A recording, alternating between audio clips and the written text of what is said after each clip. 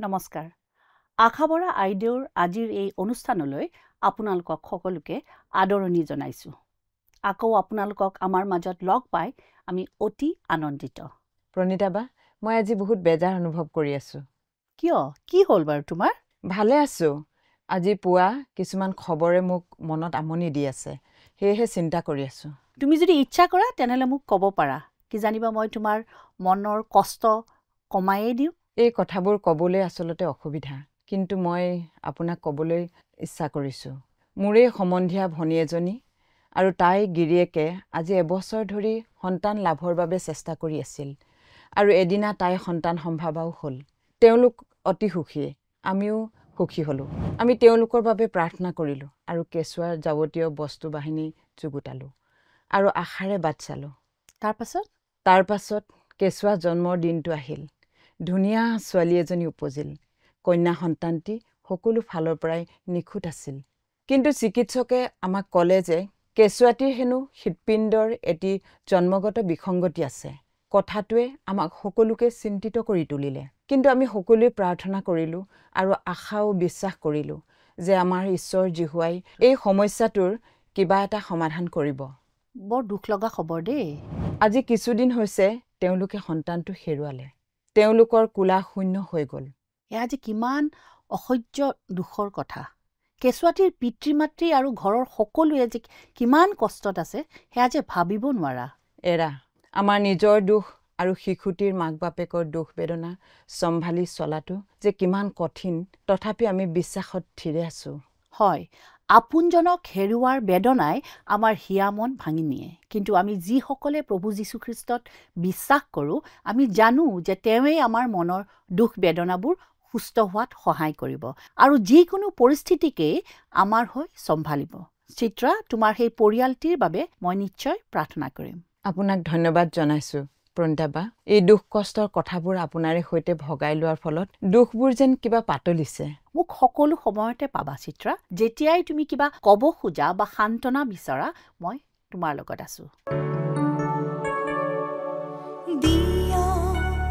দিয়া নাম দৰ্শন তোমাৰে প্ৰভু দিয়া নাম দৰ্শন তোমাৰে প্ৰভু দিয়া নাম দৰ্শন তোমাৰে প্ৰভু দিয়া নাম দৰ্শন তোমাৰে প্ৰভু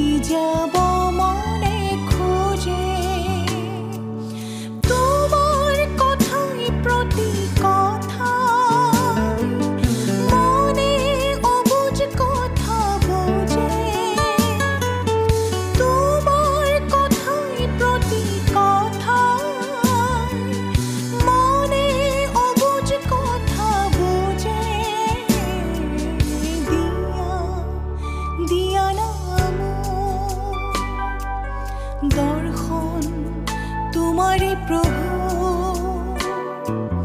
দিয়া নাম দৰ্শন তোমাৰে প্ৰভু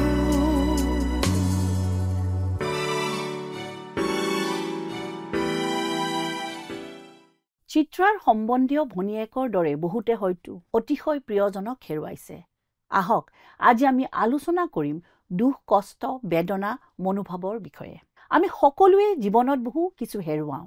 বিয়া বাৰু তথা ঘৰ সংসাৰ আৰু সম্বন্ধও ছিন্ন বিচ্ছিন্ন হৈ যায়। আমাৰ প্ৰিয়জনো মৃত্যুৰ মুখত পৰে। আমাৰ ঘৰৰ পোহনীয়া জীৱ জন্তু মৰি যায়। আমাৰ প্ৰাপ্তবয়স্ক সন্তানেও কেতিয়াবা ঘৰ এৰি গুচি যায় অথবা কেতিয়াবা বিবাহ বিচ্ছেদো ঘটে। কেতিয়াবা আমাৰ চাকৰিও হেৰায়, কেতিয়াবা আকৌ পইচাও হেৰায়। আমাৰ বহুতকে শিকোৱা হয় কৰ্মব্যস্ত হৈ থাকি অথবা ইতিবাচক চিন্তাধাৰাত মনোনিৱেশ কৰি আমাৰ দুখ বেদনাবোৰ অনুভৱ নকৰিবৰ বাবে চেষ্টা কৰিবলৈ। কিছুমান লোকে আকৌ খাদ্য, ৰাগিয়াল দ্ৰব্য, বিভিন্ন কাম কাজ অথবা কোনোজনক সাহায্য আদি কৰাৰ দ্বাৰাইও মনোদুখ বেদনা আদিৰ পৰা মনটো আঁতৰাই ৰাখে। আমাৰ কিছুমান মানুহ আকৌ হতাশাগ্ৰস্ত। আমি দুখী হ'বলৈ নিবিচাৰোঁ, নিৰাশ হ'বলৈও নিবিচাৰোঁ। আমি নিবিচাৰোঁ দুখত ভাগি পৰি চকুৰ পানী হৰাই কোনো এজন সমব্যৰ্থীৰ শ্ৰোতাৰে সৈতে আমাৰ ভয়, সংশয়, হতাশা, ব্যৰ্থতা আদি ভগাই লওঁ। বেজাৰ লাঘৱ কৰাৰ এটি সৎ উপায় হ'ল কাৰোবাৰ মৃত্যুত বা আনৰ কিবা হানিত ব্যথিত সকলৰ সৈতে শোক প্ৰকাশ কৰা।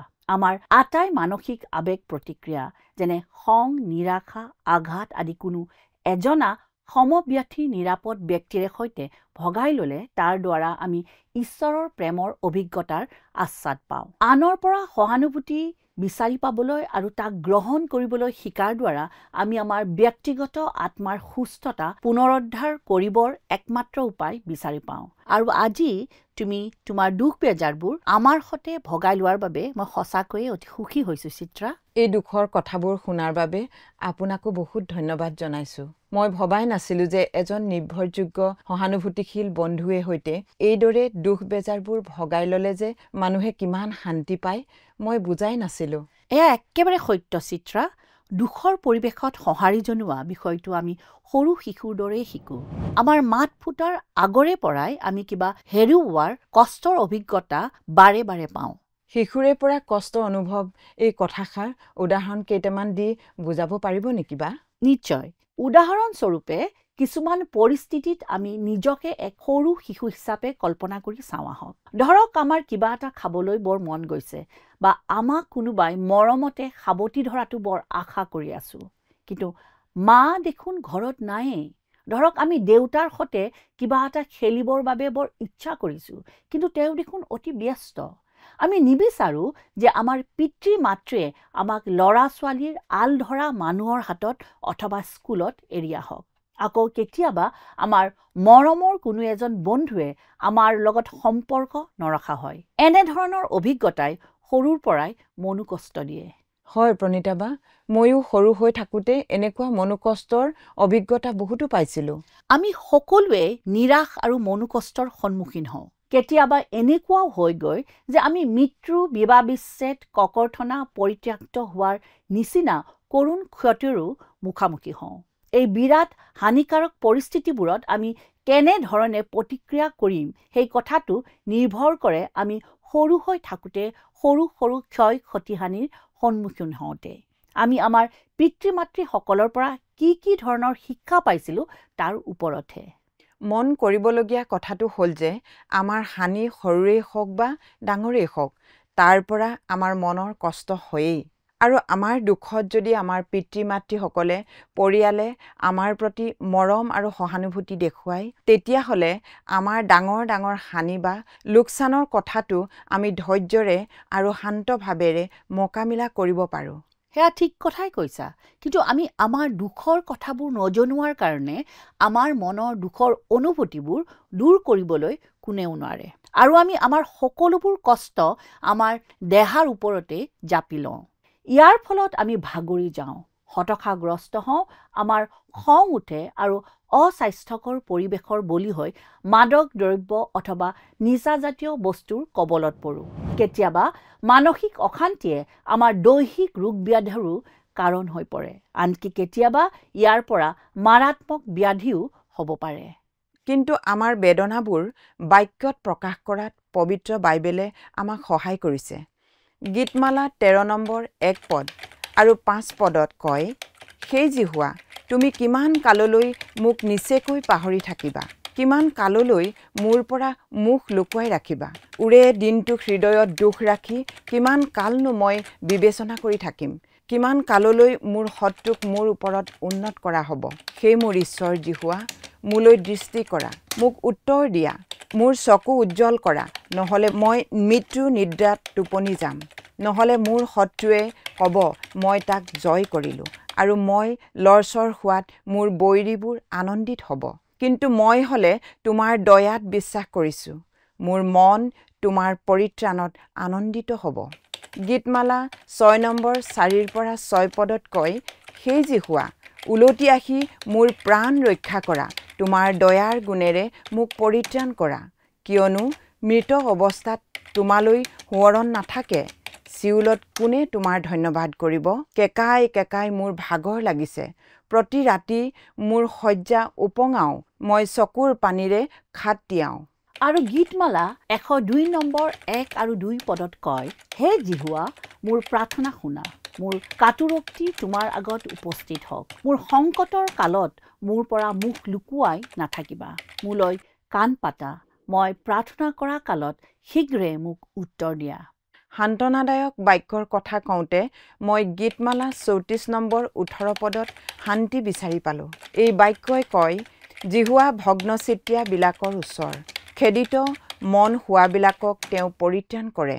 আমাৰ মণ্ডলীৰ পালক মহোদয়ো এই পদটিকেই কৈ চিকিৎসালয়খনত মোৰ সম্বন্ধীয়া ভনীজনী আৰু তাই গিৰিয়েকক সান্তনা দিছিল। এই পদটি হ'ল এক শক্তিশালী আৰু সুন্দৰ বাক্য। আমাকো এই সুন্দৰ পদটিৰ অংশীদাৰ কৰাৰ কাৰণে তোমাক ধন্যবাদ জনাইছোঁ। জানানে চিত্ৰা, যদিহে আমি দুখৰ কালচোৱাত ঈশ্বৰৰ ওপৰত ভৰসা কৰি থাকোঁ, তেতিয়া আমিও ডায়ুদৰ দৰে ৰং মনেৰে গাব পাৰিম, মোৰ প্ৰাণে যেন নিজম দি নাথাকি তোমাৰ প্ৰশংসাৰ গান কৰে। এই নিমিত্তে তুমি মোৰ বিলাপ নৃত্যত পৰিণত কৰিলা। তুমি মোৰ চট কাপোৰ খুলুকাই মোৰ কঁকালত আনন্দ ৰূপ টঙালি বান্ধিলা। এই কথাবোৰ গীতমালা 30 নম্বৰ 11 পদত পাওঁ। এনেকুৱা এটা সুখৰ দিনৰ বাবে যেন ৰ'ব নোৱাৰি। কিন্তু এতিয়া আমি আলোচনা আৰু দলৈ যোৱাৰ আগেয়ে দুখ বেদনানো কি তাকেই বুজি পাবলৈ চেষ্টা কৰোঁচোন। দুখে যে কিয় আমাক ইমান আঘাত সানিব পাৰে তাকে বুজাবলৈ লৰেন হাৰ্চেলে এই উপমাটি ব্যৱহাৰ কৰিছে। দুখ বাৰু প্ৰথমতে কেনেধৰণে অনুভূত হয়? হাৰ্চেলৰ উপমাকেই অনুসৰণ কৰি আমাৰ জীৱনবোৰক একোটা বন্ধ বাকচ বুলিয়েই ধৰি লওঁ আহক। আমাৰ দুখ বেদনাবোৰ হ'ল বাকচটোৰ ভিতৰত জঁপিয়াই থকা এটা বল আৰু কষ্ট হ'ল বাকচৰ ভিতৰৰ এটা বুটাম। যেতিয়াই প্ৰথমে আমি কিবা এটা হেৰুৱাওঁ, মনটো কিবা গধুৰ গধুৰ লাগে আৰু তাৰে আমাৰ জীৱনটোৰ চৌপাশ ভৰি পৰে। আৰু এইটো অলপতে ঘটা ঘটনাৰ বাবে ইয়াক অৱহেলা কৰিবও নোৱাৰোঁ আৰু মানি ল'বলৈও টান পাওঁ। প্ৰত্যেকবাৰেই আমাৰ মনৰ ভিতৰত অনবৰত জঁপিয়াই থকা বলটোৱে গৈ খুন্দা মাৰেগৈ বুটামটোত। দুখ পাতলাবৰ বাবে পোনপ্ৰথমতে আমি জীৱনৰ সৈতে কিবা এটা মোকাবিলা কৰিব পাৰোঁ। আমি কিছুদিন মনে মনে জোপোকা মাৰি বহি থাকিব পাৰোঁ বা মানুহৰ লগ সংগ এৰি থাকিবও পাৰোঁ। আমাৰ কিছুমানে হয়তো এই হেৰুৱা দুখ কষ্ট পাহৰিবৰ বাবে কিবা কামে বনে নিজকে ব্যস্ত ৰাখিব পাৰে। কিন্তু দুখ বেদনাবোৰ হ'ল একোটা জঁপিয়াই থকা বলৰ দৰে, আৰু আমি তাক যত্নেৰে চম্ভালিবলৈ চেষ্টা কৰিলেও ই আমাৰ জীৱনৰ বাকচটোৰ চালেবেৰে খুন্দিয়াই ফুৰিবই আৰু শেষান্তৰত গৈ খুন্দিয়াবগৈ কষ্টৰ বুটামটোত, আৰু ইয়েই বজাই দিব যেন সাৱধান ধ্বনি। আমাৰ প্ৰত্যেকেই ক'ব যে সেই কষ্টৰ প্ৰত্যেকজনৰ বাবে বেলেগ বেলেগ হ'ব পাৰে। আমাৰ কিছুমানৰ খং উঠিব পাৰে, কিছুমানে মনে মনে হ'লেও বিৰক্ত হয়, কিছুমানে হয়তো এসোঁতা কান্দিও পেলাব পাৰে। আমাৰ কিছুমানে এক শূন্যতা অনুভৱ কৰে, কিছুমানৰ হয়তো মুখৰ মাতো নাইকিয়া হয়, একো ক'ব নোৱাৰা হয়। মনত ৰাখিব লগা গুৰুত্বপূৰ্ণ কথাটো হ'ল যে এই সকলোবোৰেই আমাৰ মনৰ দুখ বেদনাৰ অভিব্যক্তি।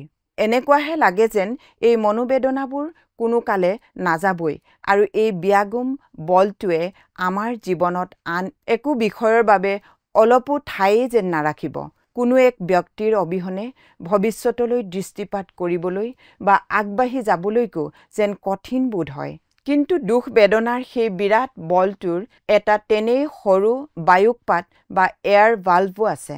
এই সৰু ফুটাটোৱেদি তেনেই অলপ অলপকৈ বায়ু ওলাই গৈ থাকে। সময় পাৰ হৈ যোৱাৰ লগে লগে আমাৰ মনৰ দুখ কষ্টৰ বলটো যেন ক্ৰমান্বয়ে সৰু হৈ গৈ থাকে। ই আমাৰ জীৱনৰ আন আন ক্ষেত্ৰত আৰু আগৰ দৰে দখল কৰিব নোৱাৰা হয়। আমিও আগৰ দৰে কামলৈ যাবলৈ ওলাওঁ অথবা নিজৰ আৰু আনৰ প্ৰতিও মন দিবলৈ লাগি যাওঁ। আকৌ আগৰ দৰেই হাঁহি মাতি স্বাভাৱিক জীৱন যাপনত ব্যস্ত হৈ পৰোঁ। কিন্তু মনৰ দুখ সদায় জপিয়াই থকা বলটোৰ দৰে থাকেই। সেইবাবেই সি কষ্টৰ বুটামটোৰ মাজে সময়ে খুন্দিয়াই থাকিবই। এই কথাই আমাক হয়তো আচৰিতো কৰি পেলাব পাৰে। যেতিয়া বলটোৱে বুটামটোত খুন্দিয়াই থাকিলেও আমি আগতীয়াকৈ উপায় অৱলম্বন কৰি জীৱনটো স্বাভাৱিকভাৱে চলাই নিব পাৰোঁ। দুখ বেদনাৰ বাবে কোনো সময়সীমা নাই।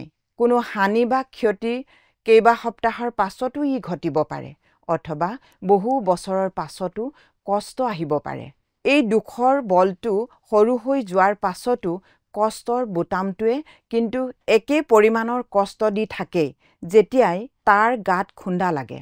কিছুদিনৰ পাছত আমি আকৌ আগৰ অৱস্থালৈ ঘূৰি যাওঁ। পুৰণা দিনপঞ্জী মতে চলোঁ। কিন্তু হেৰুৱাৰ বস্তুৰ অভাৱ সদায় থাকে আৰু সত্যতাৰ সন্মুখীন হ'লেই আমাক হুকে খুন্দা মাৰি ধৰে। শেষত গৈ থৈ দুখৰ বলটো তেনেই সৰু হৈ পৰে। দুখ বেদনাৰ বলটোৱে খালী কৰি দিয়া ঠাইকণ সেই ব্যক্তিৰ বিশেষে এৰি যোৱা স্মৃতি আৰু শিক্ষাই দখল কৰি লয়হি। বলটোৱে কষ্টৰ বুটামটোক খুন্দিয়াব নোৱাৰাকৈ প্ৰেম আৰু ভালপোৱাই তুচক বা তুলিৰ ঠাই লয়। দুখৰ বলটোৱে দিয়া কষ্ট আমি অলপ পাবও পাৰোঁ, কিন্তু ই অতি কম আৰু কদাচিতহে হয়। ইয়াকেই কিছু লোকে কয় একচেপ্টেন্স বা মানি লোৱা অৱস্থা। অৰ্থাৎ যিসকলক আমি হেৰুৱালো তেওঁলোকে যে আমাৰ জীৱনত কেনে এক স্থান দখল কৰি আছিল, আমালৈ যে কি আছিল তাকেই শ্ৰদ্ধাৰে মৰমেৰে স্মৰণ কৰি থকা এক অৱস্থা।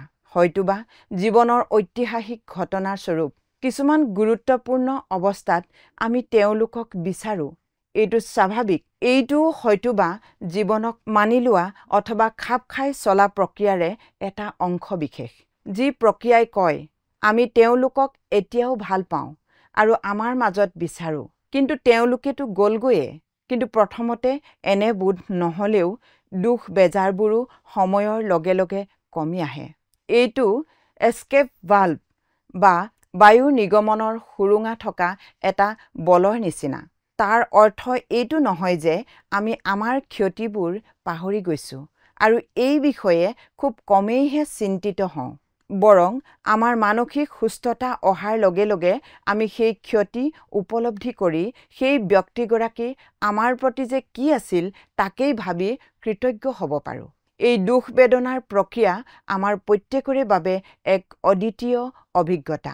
এই কামটোৰ বাবে কোনো ভুল বা শুদ্ধ পন্থা নাই। কিন্তু যদিহে আমি অনুভৱ কৰোঁ যে আমি এক কঠিন সময়ৰ মাজেদি গৈ আছোঁ, আমাৰ মনোবেদনা দীৰ্ঘস্থায়ী হৈছে, তেনেহ'লে আমি কাৰোবাৰ পৰা সহায় বা দিহা পৰামৰ্শ বিচৰাটো সমীচীন হ'ব। অৱশেষত খুন্দিয়াই জপিয়াই থকা বলটোৱেও তাৰ ভিতৰৰ বায়ুখিনিৰ লগতে তাৰ শক্তিখিনিও ক্ৰমান্বয়ে হেৰুৱাই পেলাব আৰু কষ্টৰ বুটামটো কেনিবাদি গুচি যাব। মই ভাবিছোঁ দুখ বেদনাৰে সৈতে খাপ খুৱাই চলিবৰ বাবে ইয়াক বুজি পোৱাটো আৰু ই যে পূৰা মাত্ৰাই স্বাভাৱিক তাক জনাটো হ'ল ইয়াৰে এটা অংশ। বাইবেলৰ মঠি 5 অধ্যায় 4 পদত এটি অতি সুন্দৰ পদ আছে, য'ত প্ৰভু যীশুৱে কৈছে, শোক কৰাবিলাক ধন্য, কিয়নো তেওঁলোকে সান্তনা পাব। লোকচান বা ক্ষয় ক্ষতিৰ সতে আমি খাপ খাই চলিবৰ বাবেই ঈশ্বৰে আমাৰ বাবে দুখ নিৰূপণ কৰিলে। ভগ্ন হৃদয় এখনৰ সুস্থতা লাভৰ বাবে ই এক প্ৰাকৃতিক উপায়। স্বয়ং প্ৰভু যীশুৱেও তেওঁৰ প্ৰিয় বন্ধু লাজাৰৰ মৃত্যুৰ বাতৰিত কান্দিছিল। আমেন। সেয়াই হওক। আমি যেতিয়া বেজাৰ কৰোঁ তেতিয়া ঈশ্বৰে আমাক তুচ্ছ জ্ঞান নকৰে।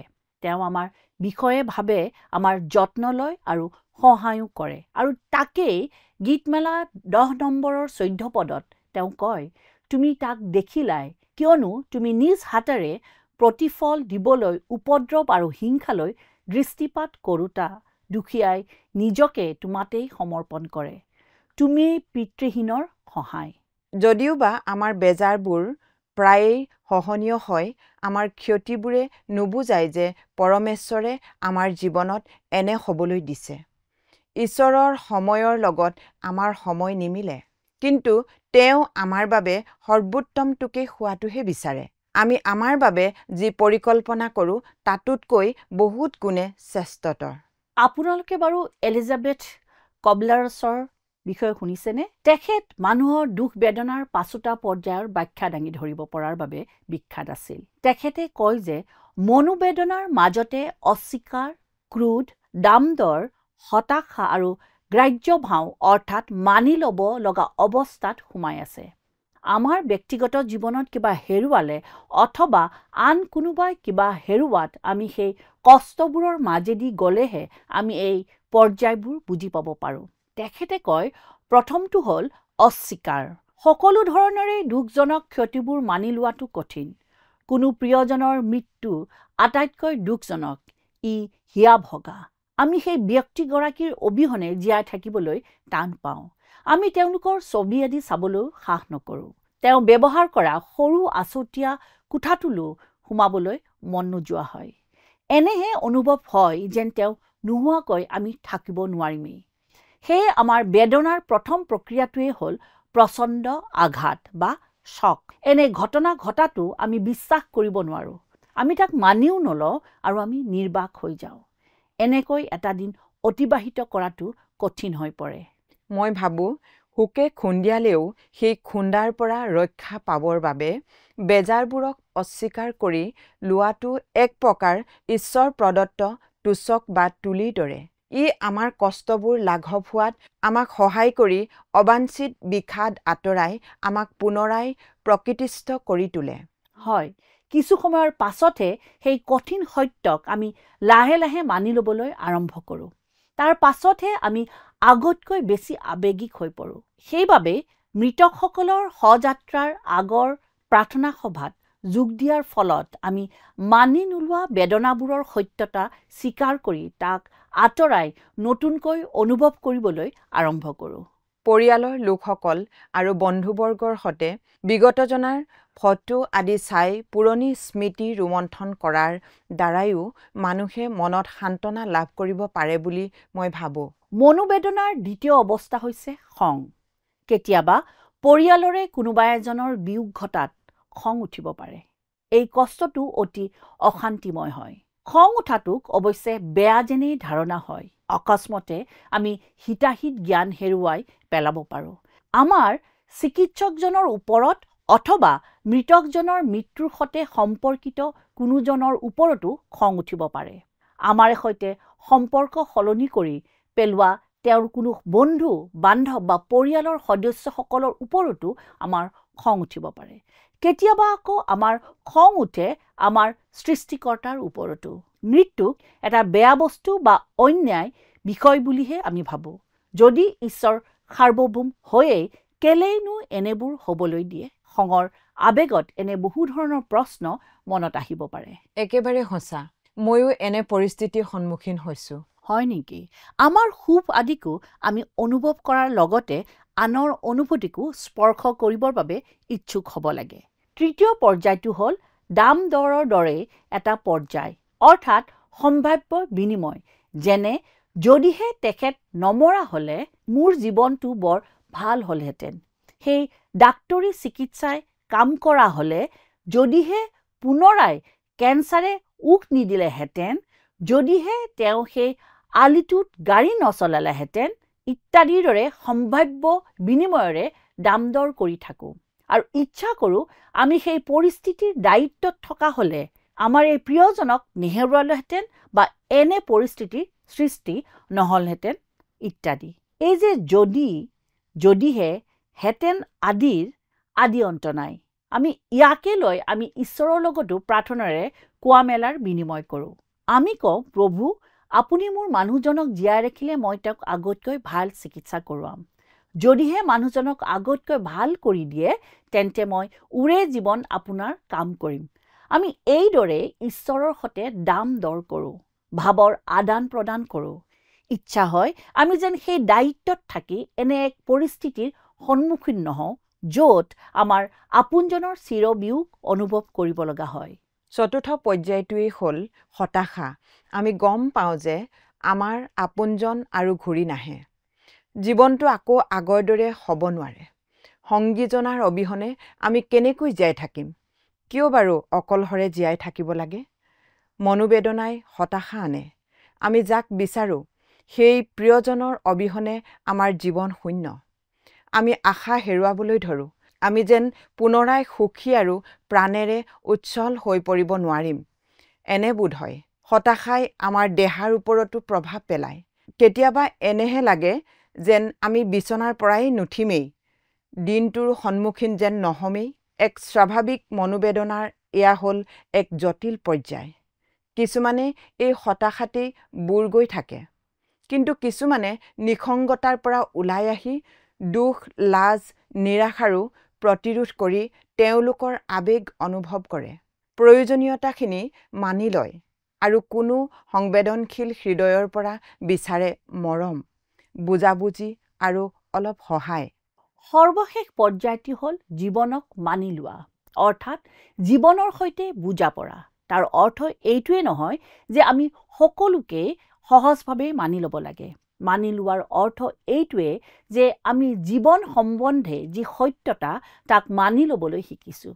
আমি শিকিবলৈ আৰম্ভ কৰিছোঁ যে আমাৰ জীৱনে কেৱল মাত্ৰ আমাৰ আপোনজনৰ সতে আমাক কায়িক স্থিতিকে নুবুজায়, কিন্তু তাৰে সতে সংলগ্ন হৈ আছে আমাৰ সুন্দৰ সোঁৱৰণিবোৰো, যাক আমি মনতে সাঁচি থ'বও পাৰোঁ। এইখিনিতে আমি বুজি উঠিছোঁ যে আমাৰ প্ৰিয়জনৰ অবিহনেও আমাৰ জীৱনটোক আকৌ এবাৰ উপভোগ কৰাটো সম্ভৱপৰ হৈ যাবও পাৰে, কিন্তু এই কথাটো সম্পূৰ্ণৰূপে আমাৰ নিজৰ ওপৰতহে নিৰ্ভৰ কৰে। আন কোনেও এই কামটো আমাৰ হৈ কৰি দিব নোৱাৰে। ইয়াৰ বাবে আমি সহায়ো বিচাৰিব লগা হ'ব পাৰে। এয়া হ'ল নতুন বিষয়বোৰত মনোনিৱেশ কৰি নতুনকৈ সম্বন্ধ স্থাপনৰ কথা।